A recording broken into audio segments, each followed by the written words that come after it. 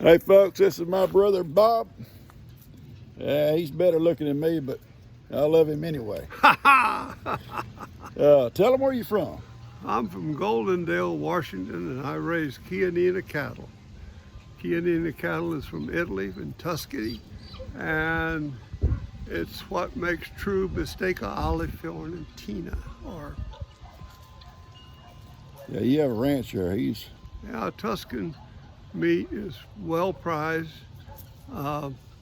Not much of it because you can't make any money raising it. But other than that, we're having a lot of fun. And I'm down there seeing my baby brother, and he's not much of a baby anymore. But like he said, we love each other. Yeah, I do. Pleasure to meet you folks. Thank you, bud. Oh, here's my big brother.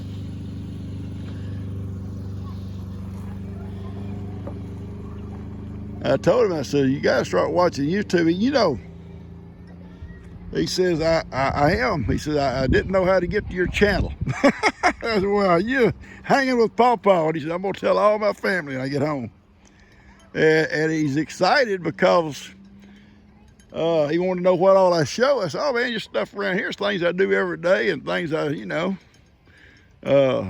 and stuff I got. And I told him about Ivan and Johnny and all of them. He met Johnny a minute ago.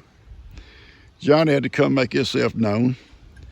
And I said, my donkey, Ivan, and I told him about all my cows and the goats. And he met Heidi.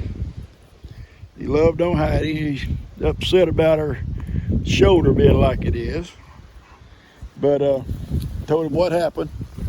But yeah, he's excited to start watching my channel. And I said, we got a whole family over there. I told him about Bree and Kim and Lester and Jake and Gigi, starting to do one now and then. So he said they're gonna start watching. So I hope they do.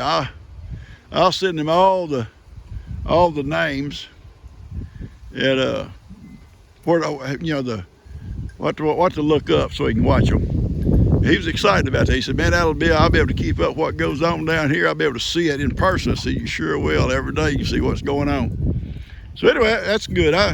I enjoyed the visit. He just come by. We sat and talked for an hour and a half in there, and he's actually been a world traveler, folks. He had a big business. Leave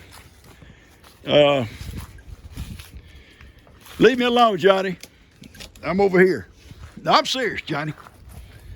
I shouldn't have said a word to him. When he was in Seattle, he had a CPA firm. And when he retired, he sold all that, and bought that ranch. But he's traveled the world in his career. And we sat and talked yesterday riding around. Talked about some of the places he'd been, some of the places I'd been. Places I've been, I didn't get to go as a tourist like he did, or on business. I guess I was on business. But anyway, we had a lot of good time. We sat here in the house and talked for a couple of hours just now, and it's just been great. But he's leaving tomorrow morning. He's an awesome guy. Yeah, I love him, and I pray for him, and he wants me to come see him. He wants me to come to visit this place. And he said he talked to Daniel earlier, and he said Daniel come over and met him, and they was talking. He said, well, he said, you got a beautiful wife, Daniel, but she's not real smart. Dave said, what do you mean? He said, well, she married tomorrow. But anyway, he said he told Daniel he needs to load me up in that truck and just bring me to Washington, and we'll have to see about that, because I don't travel. But we'll see. All right, I got my boys and my girls out here. I'm gonna cut this off and go hang out with G and them for a little bit. I love you guys. Way down there, you see Miracle. You look just to the right of her, you'll see Ivan. You look between these trees here, you'll see Ivan's family. That's so awesome to be able to walk out and look back on that field and see them all like together. Now the other people are out there. They're all back in the back. Ivan, Miracle, and his people. You know, my big brother just left, Bob. So I'm kind of sad, I guess. It's been years since I've seen him. Now, we talk all the time. We email back and forth. We talk on the phone all the time.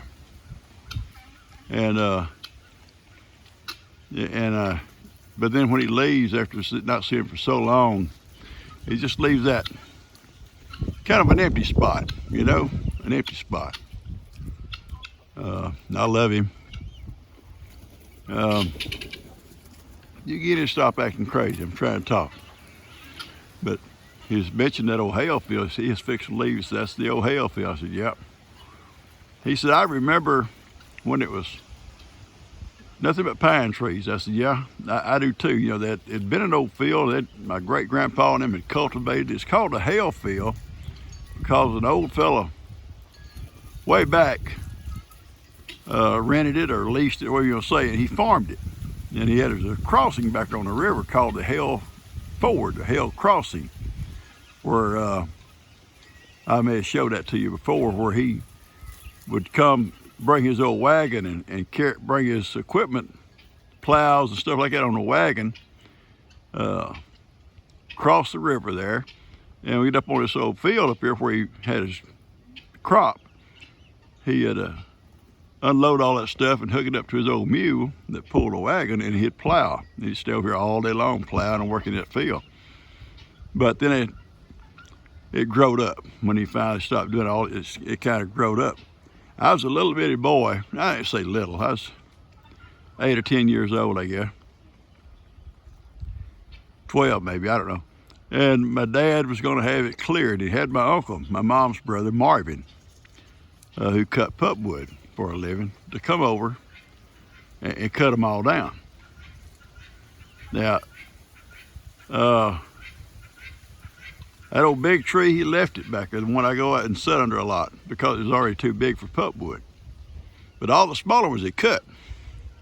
And I was telling Bob, I said, you know, I remember that because I helped my dad pile the limbs and the treetops to be burned and to clear that old field off again. And so we burning one old pile of brush, treetops, and a snake. I guess one of those coach whips, a long black snake, and he run across the ground, and they're real long, about 8 foot long. And he held his head up like a cobra running. Hey, baby. I'm so sorry. I love you. You know I love you. My girl come up here to love on me. And you get down. You got up here. But that snake run between my legs. I must have jumped 20 foot tall.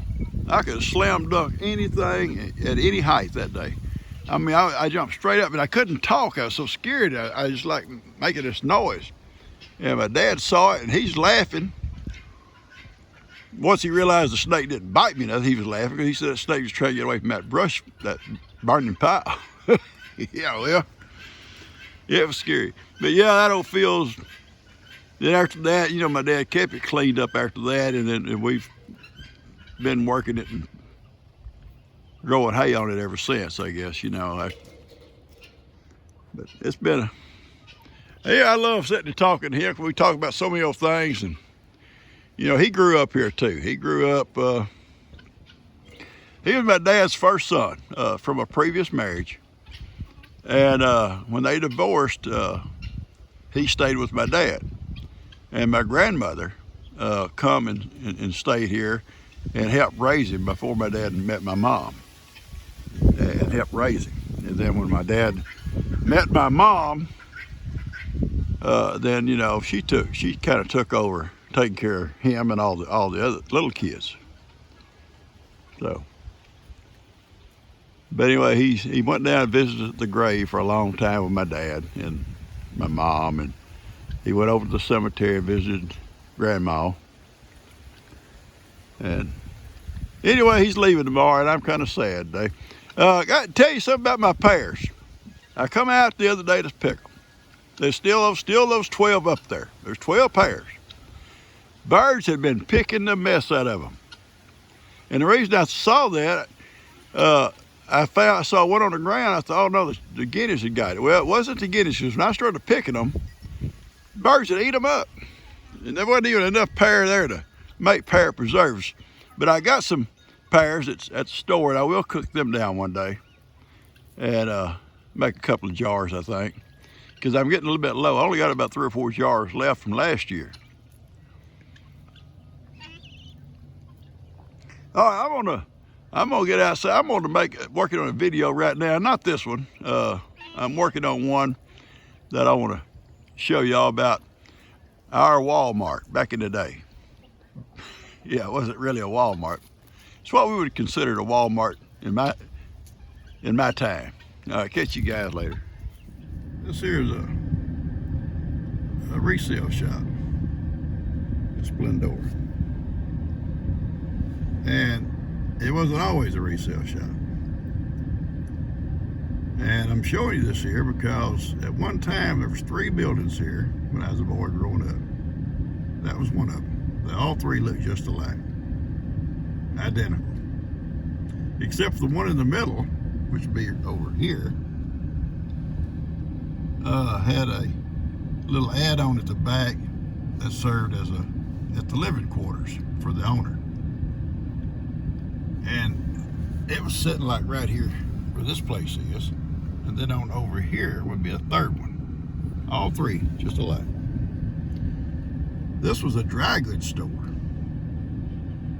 This one in the middle was a grocery store, and the one on the far end was a feed store. So I get a good look at them. I gotta get off this highway. Anyway, that was one of them. And there was just a small area between them. Not near as big as it is as it looks now. I'm gonna try to hold this poster up. The store we're gonna talk about is T.L. Burrow. We knew him as Lee Burrow. Grocers, feed, and hardware, where you get the most of the best for the less. Splendora, Texas. That folks, and that building you just seen, or you will see here in this video, was our Walmart. Now that building you saw at one time was Albert Slee's store. And then I think Lee Burrow took over all 3 of the stores, all 3 of the buildings. But the one was Mr. Slee. If you look at this is a 1939 poster of this play. I'm gonna try to back this up just a hair. All right. Splendora School presents The Rose Time. I'll let you read it. You don't need me to read it to you. I want to look at the cast of characters. Hardy Salee, that was one of probably the guy that started that store. His parents. All these people, and look at that bottom name. Gladys Samuels. That's my mom. When she was a girl in high school. She was in this play, and she played Julia. I want you to just kind of look at some of these old stores, the ads they made. Just look at some of them. They're pretty neat.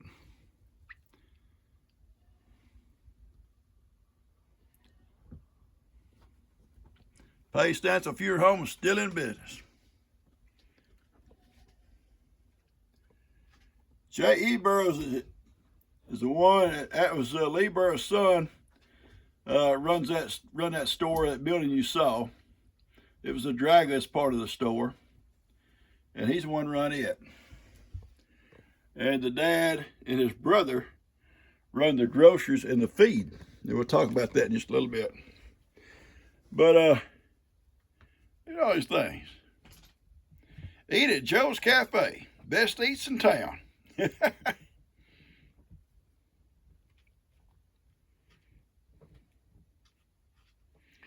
It looked like a lot of cafes in Splendora back then.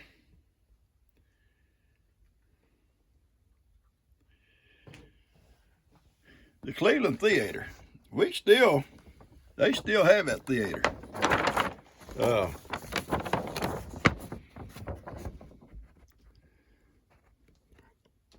I had one here a while back, had all the old phone numbers on it. And the old phone numbers are really crazy. It's 3 or 4 numbers. You know, I still remember our first phone number. It was 774J1. And you pick up the phone and the operator would come on. She'd say, operator. And you'd tell her the number you were calling. And she'd hook you up. But I love coming in here. I meant to bring my brother in here. We got to talking and just forgot all about it. He'd have loved this room.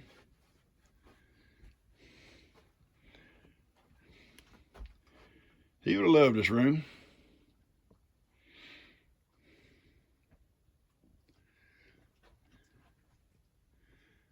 I love this room.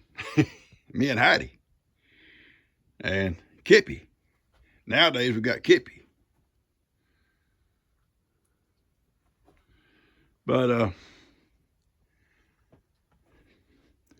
anyway, the old phone numbers was, and the old mailbox numbers, I can remember some of them way back. Just be a number or two, you know, box 77 or stuff like that. There just wasn't hardly nobody around, but it was neat, and we loved it.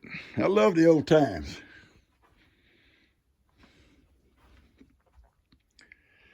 Some swords, and yeah, there he is. This is Ivan. Ivan runs this place too.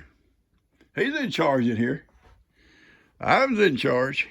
All right, I'm gonna cut this off. We're gonna talk about that place outside. I'm gonna go out and sit down with you. Anyway, my mom, we shopped at Splendora. That was our Walmart, and we only shopped once a month. Now my mom would take my grandparents, her mom and dad, to town. You know, if they need to go to town, they only usually would like to go like once a month, and they would sometimes take their eggs out to Splendora and sell them or trade them for, you know, something they needed, whatever, the value of it, whatever. It might take several dozen eggs and maybe get a bag of flour or something like that, I don't know. But I know they would sell their eggs or trade them for things at that store. Those 3 stores, there were 3 of them. And that one on the right was the dry goods store. And as my brother and I was talking yesterday when I was out there, it was started by Albert Salee. They were old-time family of Splendora, along with Cox and some of them other names you'd see. Almost everything out there. But the middle store was run by Mr. Burrow, Lee Burrow, and him and his wife. And the store on the left, they all look just alike, was the feed store, and his brother Fred run it. Now, then his son Lee took over the store you see the video of in this video, and it was a dry goods store. So anything you needed, that you really needed, you had to go to Splendora to get it. But that's where everybody traded. People only went to Cleveland if they need to go to the bank or something like that. Cleveland had a shoe shop. I'll never forget that shoe shop. You know, nowadays, your shoes get bad, you toss them. They go to the trash. Not back then. You took them to town and you got them repaired. They'd sew them up. You had a tear in them, a nick or something, they'd sew it. They'd put new soles on them. They'd put half soles on them. They'd put new heels on them. And folks just didn't throw away their shoes. You know, it's because they didn't get in a little war. They just take them, get them repaired. But so they had a shoe store in Cleveland, the old theater. In fact, it's set right behind the old theater, which is still there. The theater's still there. Uh, the owner just recently passed away, and it's changed hands. He was a good friend of mine, and we loved going there. It was a nice little theater, not big, but just like down home. You know, everything was down home. You know, you went out in a little, very small little lobby, very small. Restroom on both sides of it, and the little popcorn area, and the pickles and stuff like that, chips and stuff in the center, and the drinks. I'm talking small, probably about a 12 by 12, 12 by 15 space. It's a small space. It was nice. Then you go inside the theater itself, and it's very nice. But it just changed hands recently, and I haven't been there since. But the banks were open on Saturdays, and that's when my grandparents had to do any banking, and my parents, they would do it on Saturday mornings. And back in those days, everything was downtown. You know, businesses were downtown, which was about 3 blocks. 3 blocks long was downtown, or 4. But, and on every corner would be benches, and all the old timers, here I'm talking about old timers, would be sitting on those benches. Just, they come to town on Saturdays, they'd sit on them old benches and talk, visit, whittle. I've seen them whittle, like you see on Andy Griffith. You see them whittling. But she would take them, and they would do their banking. You know, pay a loan off, get a loan, whatever. And if they wanted to buy anything, it was very little. They raised everything their own self. I mean, they farmed, they gardened. During seasons, they picked berries and muscadines and all that kind of stuff. They canned everything they made, and they eat everything they eat come out of off their place. But they would buy flour, and they would buy cornmeal, salt and pepper, and canning supplies, vinegar and stuff like that if they needed it. But everything else, it was raised right there. So that's when they went to Cleveland, to the banks. But once a month, we went to Splendora, them 3 little stores, and we'd get anything we needed. Everything we need, I guess. And my mom would go buy the groceries. If she needed something over at the dry goods store, she'd go over there and get something she needed over there. My grandmother made most of our clothes, so it wasn't a lot of clothes buying. Might get something from my dad, you know, because he worked back and forth to work, so coveralls or something like that at the dry goods store. Work boots, stuff like that. But then she'd go over to the feed store, and feed come in 100-pound bags, cotton sacks. And they all come in a different color. Plaids, colors, prints, whatever you're going to call them. And in cotton sacks, 100-pound bags. And she'd pick out, like, the color. They pick more in the colors than what was in the feed sack. But, you know, every variety of feed come in the same kind of bags. So if she needed cow feed, well, I would take that one in that plaid bag. It might be on the bottom. Old Fred dig down and get it. He'd dig down and get it, put it in your truck. She might want something else over here, a different color. It may be down the bottom. And everybody did it. Everybody expected it. It's just what you expect to do, and it mind doing it. So you picked out the variety of feed you wanted, but then you picked out the color of the bag because you was going to make clothes out of them bags. Shirts, shorts, dresses. It'd take 2 bags to make a dress. 1 bag would make a shirt and have something left over, maybe a pair of shorts. I hated the shirts and the underwear because after a while, at first they would be stiff. Even though you wash, they'd be stiff. It took a long time for them to finally get soft, and they would rub. You get rubbed between your legs, some underwear or shorts. You get rubbed underneath your arms. Get chafe. Is that what they call it? Howdy. Is it called chafe or chaff? I didn't answer me. Did he? Didn't say a word. She may not know either. Anyway, you know what I'm talking about. You get rubbed. Rubbed is what I call it. All right, I'm going to cut this off and get this thing out to you. I may put Bob on here with y'all. My brother Bob, I love him to death. I think it'd be a good time to put him on here with you over this video here, because me and him went out and we talked about them old stores. I'll catch you guys later. I love you guys. Y'all take care. You know, in closing this thing off, I should have got more Bob talking more than what we did. His wife is named Judy, and they live on that ranch. His son Bobby and his son David. And for the life of me, I cannot think of his daughter's name. Yeah, you get old. It happens. It happens. And he got some grandkids.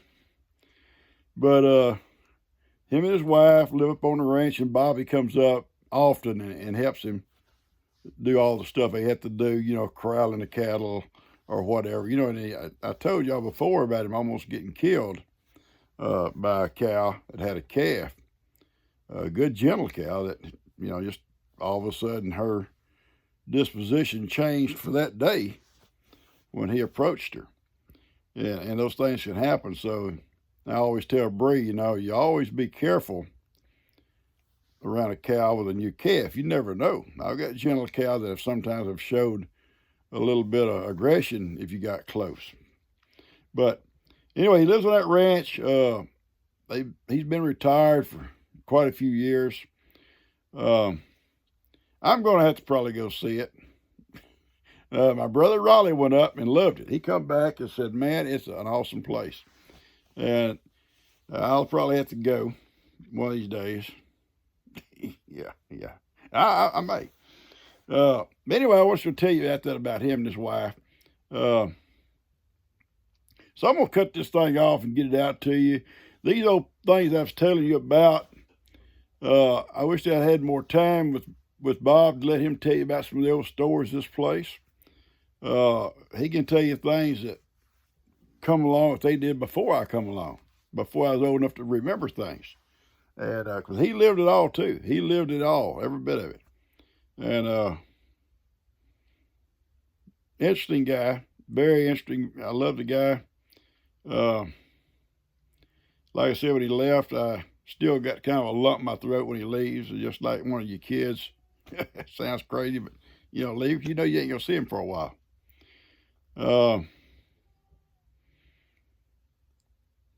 Anyway, I'll get this out to you. I'm not gonna say no more. I'll catch you guys later.